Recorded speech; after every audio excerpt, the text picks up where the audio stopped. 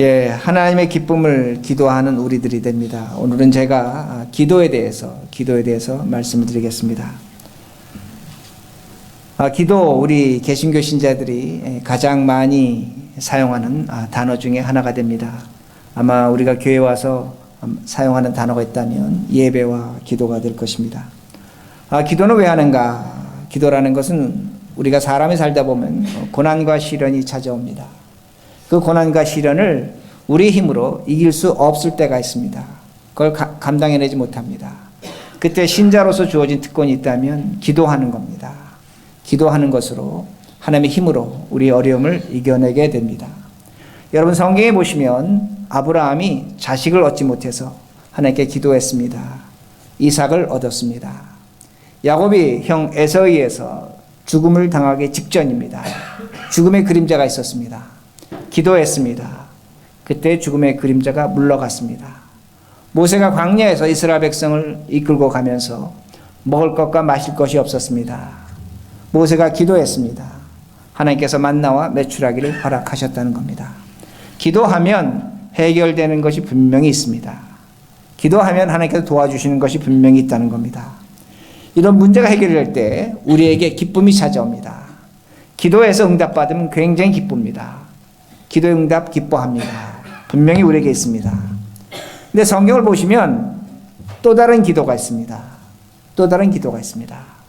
기도 응답 받았지만 그렇게 기뻐하지 않는 기도가 됩니다. 예수님의 기도가 됩니다. 예수님은 세례 받기 전에 기도하셨습니다. 왜 기도하셨을까? 하나님의 아들이 사람 되시는 겁니다. 비천의 자리로 떨어지는 겁니다. 기도하시면서 비천의 자리로 내려갈 것을 약속하셨습니다. 예수님은 겟세마네 동산에서 기도하셨습니다. 땀이 피가 되도록 기도하셨습니다. 왜 기도하셨는가? 십자가를 거부하고 싶은 겁니다. 그러나 그 십자가를 거부하지 않으셨습니다. 하나님의 뜻으로 받아들이셨습니다. 그러면서 기도하셨습니다. 예수님은 십자가에서 자신을 죽이는 자들을 바라보며 그 원수들을 용서하시면서 기도하셨습니다. 자신은 죽이는 자를 용서하시면서 기도하셨다는 겁니다. 이것이 예수님의 기도입니다. 여러분, 지금 제가 말씀드린 그 예수님의 기도를 깊이 생각해 보시기 바랍니다. 과연 예수님에게 기쁨이 있었겠는가? 기쁨이 있었겠는가? 기쁨이 없는 것 같습니다. 그러나 이 기도는 하나님의 기쁨이 된다는 겁니다. 하나님의 기쁨이 된다는 겁니다. 그러게 제가 여러분에게 두 가지 기도를 말씀드릴 수가 있습니다. 하나는 우리의 기쁨이 되는 기도가 있습니다. 하나님이 허락하시는 겁니다. 좋은 것입니다. 감사한 것입니다. 기뻐하는 것이 됩니다.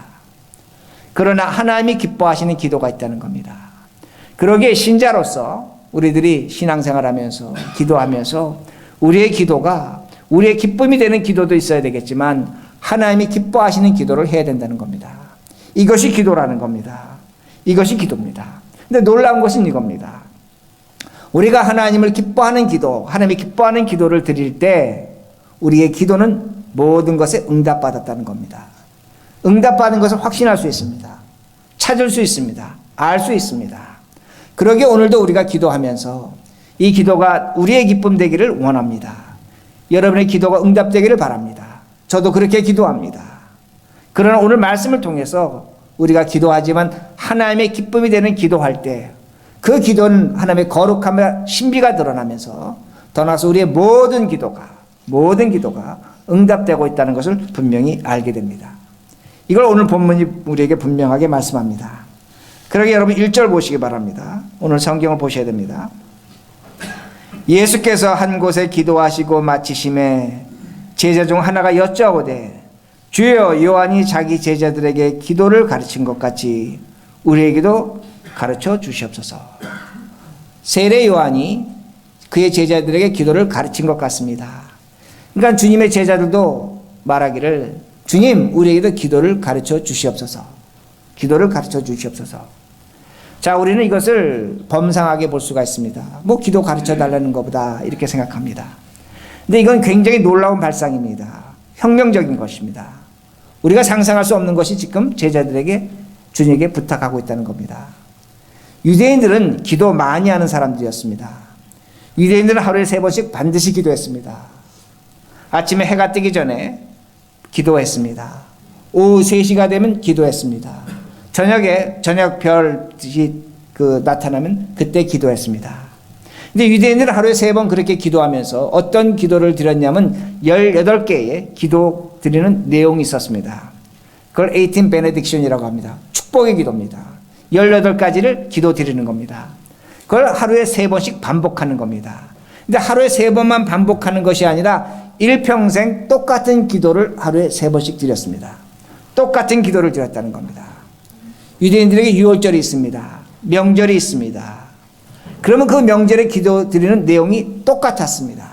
모든 사람이 똑같았습니다. 장례를 당한다든지 기쁜 일을 당하면 기도 드리는 내용이 있었습니다. 그 기도를 드렸다는 겁니다. 모든 사람이 똑같이 기도를 드렸다는 겁니다. 그러게 유대인들에겐 개인적인 기도가 없었습니다. 개인적인 기도가 없었습니다. 이것이 오늘날 기도와 다른 겁니다. 그러게 이런 유대인의 전통이 오늘날 기도 속에 교회 속에 그대로 나와 있습니다. 감리교나 장로교나 성결교나 어느 교단 가든지 기도책이 있습니다. 기도북이 있습니다. 우리 장로교는 Book of Common Worship이 있습니다. 일반 예배서가 있습니다. 예배드리지만 1년 365일 설교 본문이 주어지고 있습니다. 여러분이 예배드리는 기도의 내용 다 주어지고 있는 겁니다. 이것이 바로 개신교의 전통이라는 말씀이 됩니다. 오늘같이 눈이 많이 왔습니다. 눈 많이 왔을 때 교회가 이 자연재해를 놓고 기도하는 기도문이 그 책에 다 나와 있다는 겁니다. 이 기도문이 주어지고 있다는 겁니다. 제가 아는 한 목사님이 암에 걸리셨습니다. 근데 이분이 어떤 기도를 했냐면 바로 이 기도문을 갖고 기도했습니다. 기도하셨습니다. 본인이 저에게 고백합니다. 자신과 상관없는 기도를 했다는 겁니다. 이 책에 따라서 기도했다는 겁니다. 그리고 본인이 암에서 치유된 것을 저에게 고백한 적이 있습니다. 이것이 바로 이런 기도문이 됩니다. 굉장히 능력 있고 탁월한 기도문이 됩니다. 그러기에 서구 기독교는 유대교 영향으로 기도문이 다 정해져 있다는 겁니다. 똑같은 기도문을 반복한다는 겁니다. 그러나 동양은 다릅니다. 동양 기독교는 다릅니다. 불교와 장제의 영향으로 개인적입니다. 참선적입니다. 수도적입니다. 이것이 우리의 기도입니다. 그러게 우리의 기도는 굉장히 자유롭습니다. 무엇이든지 할 수 있습니다. 언제든지 어디서든지 할 수 있는 것이 우리의 기도가 됩니다. 그리고 우리의 기도는 개인적 응답이 굉장히 강합니다. 공동체적인 응답이 없습니다. 그러기에 하나님의 신비와 거룩함을 체험하기도 합니다. 그러기에 우리 개신교, 우리 동양의 기독교인들은 기도에 열심을 가질 수밖에 없다는 겁니다. 근데 제가 지금 이렇게 두 가지 기도를 구분했지만 기도에 한 가지 약점이 있습니다. 공통적 약점이 있습니다.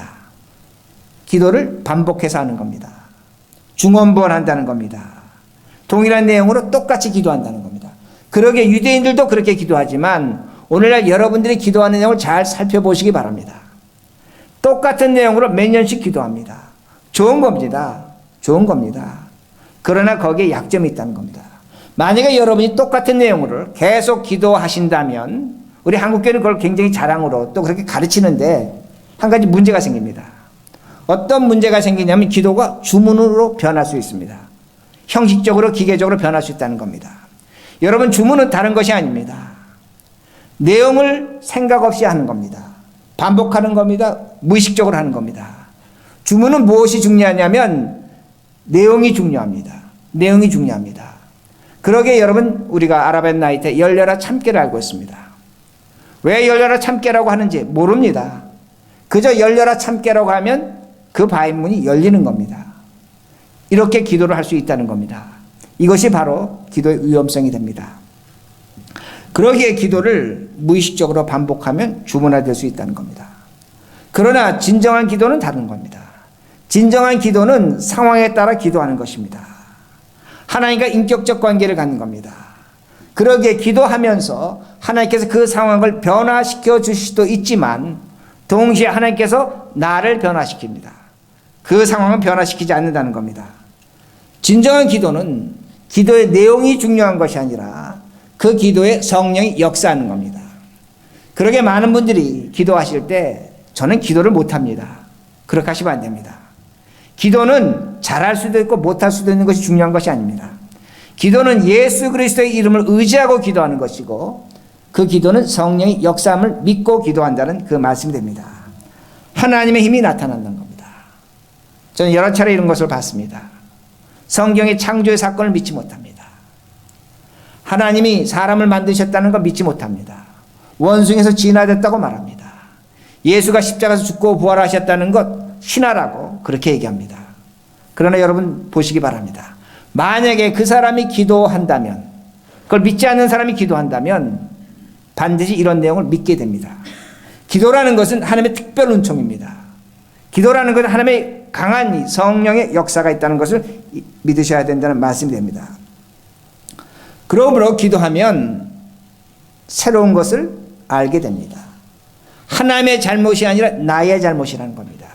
기도하면 그 사람의 잘못이 아니라 나의 책임이라는 것을 분명히 알게 된다는 겁니다. 여러분, 이번에 제가 플로리다 갔다 왔습니다. 플로리다 갔다 와서 이제 교육을 받고 왔습니다. 이 코치 교육입니다. 예배 공동체를 세우면 그 공동체를 어떻게 세워나갈 것인가를 교육받고 오는 겁니다.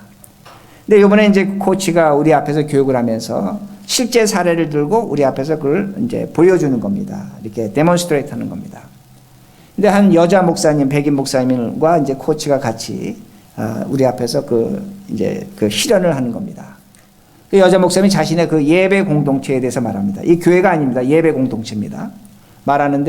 말씀하는데 자신의 교회는 20대 초반, 후반의 사람들이 나온다고 합니다. 대부분 이제 결손 가정에서 자녀들이고 하루 벌어서 하루 먹고 살고 그리고 이제 농담을 하는데 그들의 공통점은 은행 어카운트가 없다는 겁니다. 체킹 어카운트가 없다고 그렇게 말합니다. 가난한 자들입니다. 그리고 그들은 그럼에도 불구하고 예배에 굉장히 열심히 하고 그렇게 말합니다. 근데 미국 장로교가 그 공동체를 3번에 걸쳐서 도와주었습니다. 그동안은 교회가 유지됐습니다. 그런데 이제 더 이상의 도움이 없으면 그 교회가 어려움을 당하는 겁니다. 그 공동체가 문을 닫아야 된다는 겁니다. 그러면서 얘기하는 것이 자신의 교회에 그 60 넘은 분들이 몇 분이 있다고 합니다. 그들만 체킹 어카운트를 갖고 있다고 합니다. 그러나 그분들도 그 삶을 유지해야 되기 때문에 그렇게 교회에 도움을 줄 수 없다고 그렇게 말합니다.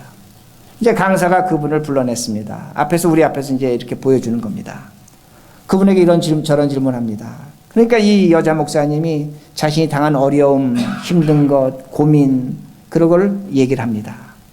한참 얘기를 듣더니 그 강사가 이렇게 얘기합니다. 그러면 당신이 가장 기쁠 때, 가장 힘 있을 때, 가장 당당할 때 어떤 그 힘, 그런 걸 어떻게 표현합니까? 그렇게 표현하라는 겁니다. 자, 그걸 왜 그렇게 요구하냐면 이제 코치하는 방법입니다. 내가 힘들고 어려울 때 내가 어깨를 펴고 팔을 펴고 소리를 치고 벌떡 일어나면 어떤 상황을 새롭게 볼 수 있는 그 전기가 마련되는 겁니다. 이거를 이제 상황 극복이라고 합니다. 크로스 더 라인이라고 합니다. 내가 있는 선상에서 다른 쪽으로 넘어가는 그 어떤 의식적인 행동을 하는 겁니다. 이제 코치가 그렇게 하라고 부탁을 하는 겁니다. 저도 그랬고 많은 앉아있는 사람들은 그분이 벌떡 일어나서 팔을 펴고 어깨를 벌리고 소리를 크게 치고 나는 할 수 있다 이제 그런 걸 할 줄로 알았습니다. 근데 그분이 머뭇머뭇거립니다. 그분도 알고 있는 겁니다. 이 상황을 극복하려면 코치가 가르쳐준 대로 그렇게 하면 된다는 걸 알고 있는 겁니다. 근데 그분이 머뭇거립니다. 펄썩 주저앉습니다. 모두가 놀랐습니다. 펄썩 주저앉아서 엎드려 기도하는 자세를 취했습니다. 기도하는 겁니다. 그분에게 가장 강한 것, 가장 힘 있는 것, 가장 능력 있는 것은 기도하는 것이었습니다. 기도하는 것이었습니다. 그런데 현실은 그렇지 않습니다. 300개 예배 공동체를 만들었습니다. 예배 공동체가 교회가 되려면 가장 중요한 것이 재정입니다. 돈입니다. 돈이 없으면 예배 공동체가 교회가 되지 못합니다. 300개 중에 몇 개가 교회가 될 수 있는가? 어떤 사람은 10%로 봅니다. 저는 사실 10%도 보지 않습니다. 어떤 사람은 기대해서 20%까지 봅니다. 계산적으로 약 230개, 270개의 예배 공동체는 문을 닫아야 합니다. 그들은 누구보다 열심히 예배를 드립니다. 누구보다 열심히 기도합니다. 그곳에 있는 사역자들 정말로 고생합니다. 그 예배 공동체를 세우기 위해서 눈물로 기도하며 있다는 겁니다. 그런데 수많은 예배 공동체가 사라집니다. 그렇게 기도했지만 하나님께서 그 기도 들어주지 않으시는 겁니다. 그렇게 사역자가 애절하게 엎드리며 기도했지만 그 기도 응답되지 않는다는 겁니다. 저는 많은 생각을 했습니다. 그러나 한 가지 저에게 큰 용기가 찾아왔습니다. 그들에게 예배 공동체는 사라질 수 있습니다. 그러나 기도는 사라지지 않습니다. 그 사역자에게 자신이 섬기는 그 공동체가 사라질 수 있습니다. 그러나 그 사역자의 기도하는 것은 사라지지 않는다는 겁니다. 저는 처음으로 고백합니다. 기도가 교회보다 크다는 것을 그때 가서 알았습니다. 기도가 교회보다 크다는 겁니다. 교인이 있고 기도가 있는 것이 아닙니다. 기도가 있고 교회가 있는 겁니다. 교회가 있고 기도가 있는 것이 아닙니다. 기도가 있고 교회가 있다는 겁니다. 이것이 기도의 능력이라는 겁니다. 우리 모두가 이런 기도의 능력을 체험하고 있는 겁니다. 오늘도 우리는 하나님 앞에 기도합니다. 내 어려움을 아픔을 호소하며 기도합니다. 그렇게 기도하시기 바랍니다. 그러나 기도는 거기에만 머무는 것이 아니라는 겁니다. 기도는 하나님의 기쁨을 우리의 소원이 되게 하는 것입니다. 거기에 엄청난 신비가 있고 오늘 기도가 응답되지 아니한다고 할지라도 그 기도로 말미암아 주어지는 거룩함과 신비가 있는 겁니다. 세상을 이길 수 있는 힘이 있다는 그 말씀이 됩니다. 그러기에 주님께서 기도를 가르쳐 주십니다. 그것이 2절과 4절입니다. 2절과 4절 이렇게 가르쳐 주십니다. 예수께서 이르시되 너희는 기도할 때에 이렇게 하라. 아버지여 이름이 거룩히 여김을 받아오시며 나라가 임하시오며 우리에게 날마다 일용할 양식을 주시옵고 우리가 우리에게 죄 지은 모든 사람을 용서하오니 우리 죄도 사하여 주시옵고 우리를 시험에 들게 하지 마시옵소서 하라. 왜 주님께서 이렇게 기도 가르쳐 주십니까? 주기도문입니다. 여러분 이 기도 잘 보시기 바랍니다. 굉장히 짧은 기도문입니다. 그러나 여기에선 두 가지 축이 있습니다. 한 가지 축은 하나님과 우리의 관계입니다. 하나님이 거룩하시게 우린 예배를 드립니다. 예배를 드리는 우리들이 이 세상에 나가서 거룩함을 나타내라는 겁니다. 하나님의 나라 천국 우리가 죽어서 갈 나라지만 이 땅에서 천국의 삶을 살라고 요구하고 있는 겁니다. 두 번째는 너와 나의 관계입니다. 일용한 양식에 만족하라는 겁니다. 욕심 부리지 말라는 겁니다. 세상에 헛된 거 구하지 말라는 겁니다. 오늘 주어진 것에 감사하라는 겁니다. 그리고 다른 사람의 죄를 용서하라는 겁니다. 용서하라는 겁니다. 그리고 세상 살면서 세상의 유혹에 악에 빠지지 않게 기도하라고 그렇게 말씀합니다. 이게 왜 이런 기도하시는가 합니다. 엄청난 하나님의 음성이 됩니다. 무엇이냐면 한 개인에서 시작하는 겁니다. 오늘 나라는 한 존재가 어떤 존재라는 걸 가르쳐 주십니다. 그리고 너와 나의 관계를 가르쳐 주십니다.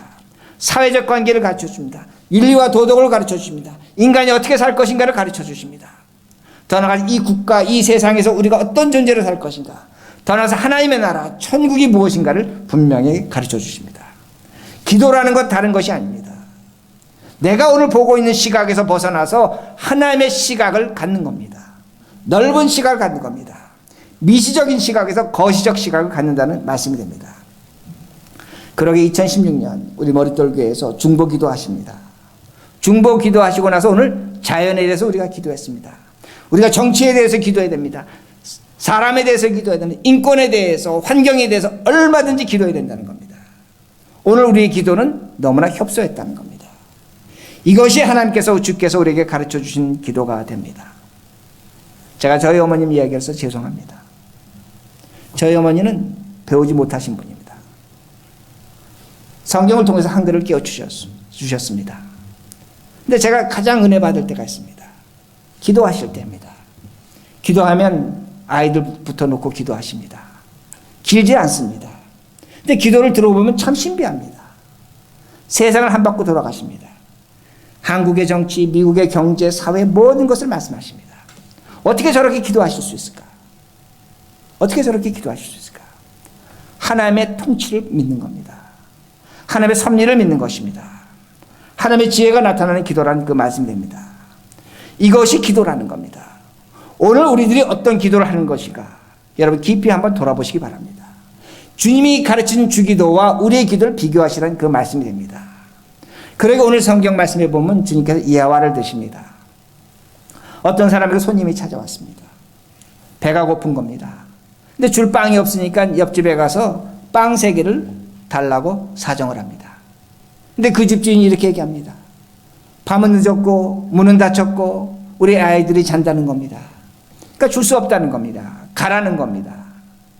자, 왜 집주인이 문은 닫혔고 아이들은 잔다고 그렇게 말합니까? 유대인들은 지나가는 사람들에게, 배고픈 사람들에게 음식 주는 건 지극히 당연한 겁니다. 지금 성경이 우리에게 뭘 보여주냐면 이 집이 굉장히 가난한 집이라는 겁니다. 아이들이 빵을 먹지 못하고 잔 겁니다. 먹을 빵이 부족한 겁니다. 나눠줄 것이 없는 집입니다. 그러기에 아이들을 깨면 그 사람의 빵을 주기 전에 아이들에게 먼저 빵을 먹여야 될 그 집이라는 겁니다. 그렇게 가난한 집입니다. 그런데 8절에 이렇게 말씀합니다. 내가 너에게 말하노니 비록 벗됨을 인하여서는 일어나서 주지 아니할지라도 그 간청함을 인하여 일어나 그 요구대로 주리라.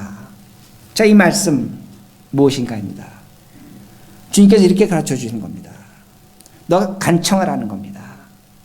사정하라는 겁니다. 그래서 간청한다는 이 말은 헬라어로 보면 뻔뻔하게 기도하라는 겁니다. 계속 요구하라는 겁니다. 끝까지 달라고 얘기하라는 겁니다. 그러면 벗됨을 친구 때문에 주지 않지만 너가 그렇게 요구하기 때문에 그 빵, 그 떡을 줄 거라는 겁니다. 근데 제가 좀 전에 헬라어로 뻔뻔하다는 말씀을 드렸습니다. 이 빵을 달라는 사람도 어떤 사람이냐면 이 빵은 아이들 줄 빵이라는 걸 알고 있는 겁니다. 뻔연히 알고 있는 겁니다. 그러나 그걸 달라고 요구하는 겁니다. 그러게 우리가 이 성경 구절을 어떻게 해석하냐면 하나님께 간절히 기도하라는 겁니다. 매어 달리자는 겁니다. 끊임없이 기도하자는 겁니다. 그러면 하나님께서 우리에게 허락하신다. 그렇게 해석합니다. 맞는 해석이 됩니다. 그러나 저는 다르게 해석합니다. 다르게 해석합니다. 기도하시는 분은 알 수 있습니다. 여기서 강청이라고 개역성경을 번역하고 오늘 우리 성경은 간청이라고 번역합니다. 근데 이 구절을 제가 간절히 기도하는 것으로 그렇게 번역할 수 있습니다. 간절하게 기도하는 겁니다. 애절하게 기도하는 겁니다. 그런 빵을 준다는 겁니다. 여러분 간절히 기도한다고 할 때 그 간절이라는 단어를 한문으로 보면 굉장히 재밌습니다. 간자가 어떤 간자냐면 맹수가 먹이를 바라보는 그 마음이 됩니다. 우리가 동물의 왕국에서 사자가 어떤 그 사슴 같은 짐승을 잡아먹을 때 그 눈길, 그 마음, 그것이 간자가 됩니다. 근데 절자가 어떤 절자냐면 칼도자의 7칠입니다. 마음을 7번 잘라내라는 겁니다. 마음을 7번 잘라내. 이게 간절입니다. 자, 여러분 생각해 보시기 바랍니다. 사자가 노루를 잡아먹습니다. 간절한 눈길로 바라보는 겁니다. 그런데 사자가 노루를 잡아먹기 위해서는 사자가 자신의 마음을 잘라내야 됩니다. 7번 잘라내야 됩니다. 뭐가 돼야 되냐면 노루가 돼야 된다는 겁니다. 자, 이 말씀은 어떤 의미가 되냐면 사자가 그 짐승을 바라보면서 먹이를 바라보면서 저 먹이가 어디로 뛸 것인가, 어떤 놈이 약한 놈인가, 어떻게 내가 저놈은 어떻게 방향을 틀 것인가 계산하고 달려드는 겁니다. 사자가 되면 노루를 잡아먹지 못합니다. 그러나 사자가 노루의 마음이 된다면, 사슴의 마음이 된다면 그걸 잡아먹을 수 있다는 겁니다. 이게 간청한다는 겁니다. 간절히 기도한다는 거다. 물론 떼쓰고 애쓰고 기도한다는 의미가 됩니다. 그러나 오늘 이 말씀은 어떤 의미가 되냐면 네 마음을 잘라내라는 겁니다. 오늘 우리 기도하는 마음이 있습니다. 여러분의 기도하는 마음을 7번 잘라내 본 적이 있는가 합니다. 오늘 우리 간절한 소원이 있고 애절한 소원이 있어서 하나님께 기도하지만 그 마음을 하나님 앞에서 잘라내 본 적이 있는가 합니다. 잘라내 보면 어떤 마음이 되냐면 내 마음이 아닙니다. 하나님의 마음이 된다는 겁니다. 하나님의 마음이 된다는 겁니다. 하나님을 인정할 수밖에 없다는 말씀이 됩니다. 그리고 우리 마음을 잘라내보면 2번만 잘라내 보시기 바랍니다. 3번만 잘라내 보시기 바랍니다. 7번까지도 필요 없습니다. 우리 모두 응답받았습니다. 모두 응답받았습니다. 하나님은 우리에게 거절하시는 것이 단 하나도 없다는 것을 분명히 알 수 있습니다. 문제는 뭐냐? 기도는 하는데 애절하게 하지 않습니다. 잘라내지 않습니다. 그저 소리쳐 기도한다는 겁니다. 그러기 9절과 10절에 이렇게 말씀합니다. 또 너에게 이르노니 구하라 그러면 너에게 주실 것이요 찾으라 그러면 찾아낼 것이요 문을 두드리라 그러면 너에게 열릴 것이니 구하는 이마다 받을 것이요 찾는 이는 찾아낼 것이요 두드리에게는 열릴 것이니라. 뭐라고 말씀합니까? 확신하라는 겁니다. 마음을 잘라내보라는 겁니다. 분명히 확신할 수 있습니다. 받은 것으로 확신할 수 있습니다. 주실 것으로 믿을 수 있습니다. 걱정하지 않고 살아갈 수 있다는 그 말씀입니다. 그러기에 11절과 13절 보시기 바랍니다. 다시 한번 주님께서 강조하십니다. 너희 중에 아버지 된 자로서 누가 아들이 생선을 달라 하는데 생선 대신 뱀을 주며 알을 달라 하는데 전갈을 주겠느냐. 너희가 악할지라도 좋은 것을 자식에게 줄 줄 알거든. 하물며 너희 하늘 아버지께서 구하는 자에게 무엇을? 성령을 주시지 않겠느냐 하십니다. 이게 기도입니다. 이게 기도입니다. 오늘 성경은 가르쳐 줍니다. 악한 아버지에게 생선을 달라면 뭘 줍니까? 악한 아버지는 왜 대답 안 하세요? 생선 줍니다. 악한 아버지는 뱀 주지 않습니다. 악한 아버지에게 달걀을 달라고 하면 달걀을 줍니다. 전갈을 주지 않습니다. 그러기에 성경은 뭐라고 가르치는? 악한 아버지가 좋은 것, 영어 번역 good gift, good gift. 악한 아버지도 좋은 걸 준다는 겁니다. 그럼 제가 이렇게 질문합니다. 만약에 좋은 아버지에게 달걀을 달라고 하면 달걀보다 좋은 것 주십니다. 달걀 안 주십니다. 좋은 아버지에게 계란을 달라고 하면 계란 안 주십니다. 계란보다 좋은 것 주십니다. 이게 좋은 아버지입니다. 오늘 여러분들은 하나님을 좋은 아버지로 만들고 있습니까? 악한 아버지로 만들고 있습니까? 이게 우리가 질문해야 될 것입니다. 그리고 또 한 가지 더 중요한 것이 있습니다. 어떤 중요한 것이냐면 악한 아버지는 자식이 달라는 대로 줍니다. 생선 달라면 생선 주고 달걀 달라면 달걀 줍니다. 우리 너무나 잘 알고 있습니다. 그 자식 어떤 자식 됩니까? 그 자식 망하는 지름길로 보내는 겁니다. 하나님을 악하게 만드시면 안 됩니다. 우리 하나님 좋으신 하나님입니다. 그러기에 우리의 기도가 어떤 기도가 되어야 하는 걸 분명히 우리가 알 수 있습니다. 더 나아가서 좋은 아버지는 자식에게 다른 것 주지 않습니다. 다른 것 가르치지 않습니다. 자비한 사람이 되라고 가르쳐줍니다. 인내하라고 가르쳐줍니다. 용기 있는 사람 되라고 합니다. 겸손하라고 가르쳐줍니다. 이게 아버지가 자식 교육하는 겁니다. 이 교육이 있는 그 자식은 세상 나가서 수치를 당하지 않습니다. 멸시당하지 않습니다. 당당하게 떳떳하게 얼마든지 살아갈 수 있습니다. 내가 비록 갖고 있는 것이 없다고 할지라도 누리지 못한다고 할지라도 한 인간으로서 인간답게 살아가는 것입니다. 이것이 성령이라고 성경 가르쳐줍니다. 성령의 역사로 가르쳐줍니다. 성령의 역사는 한 인격이 인간화되는 겁니다. 이걸 가르쳐주십니다. 이것이 하나님이 기뻐하는 기도가 됩니다. 그러기에 오늘도 우리가 하나님께 기도하시기 바랍니다. 여러분이 기도해서 여러분의 기쁨이 되는 응답을 얻으시기 바랍니다. 하나님 반드시 그렇게 하십니다. 그러나 더 중요한 것은 우리가 하나님의 기쁨 되는 기도를 드려야 됩니다. 이것이 신자입니다. 여기 하나님의 크신 은혜와 신비와 거룩함과 아름다움이 있는 겁니다. 인간으로서 살아가는 가장 고귀한 가치와 존재가 거기 있는 겁니다. 이 삶을 누리시는 우리 모두가 되기를 간절히 바랍니다.